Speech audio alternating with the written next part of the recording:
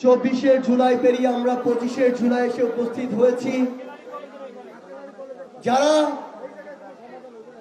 পুরাতন সিস্টেমগুলোকে ভেঙে নতুন সিস্টেম গড়তে চায়, নতুন সিস্টেমের দিকে এগিয়ে যেতে চায়, তাদেরকে নিয়ে প্রোপাগান্ডা ষড়যন্ত্র দিনে দিনে শুরু হয়েছে এবং এই সংখ্যা বাড়বে।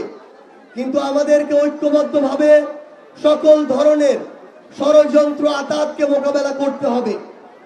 একটা জিনিস মনে রাখতে হবে, আপনারা যদি দাঁড়িয়ে যান তাহলে এর পূর্বে যারা এই সিস্টেম থেকে বিভিন্নভাবে লুটপাট করত, তাদের এই লুটপাট আর চলবে না। এই সুযোগ তারা কখনো হতে দিবে না।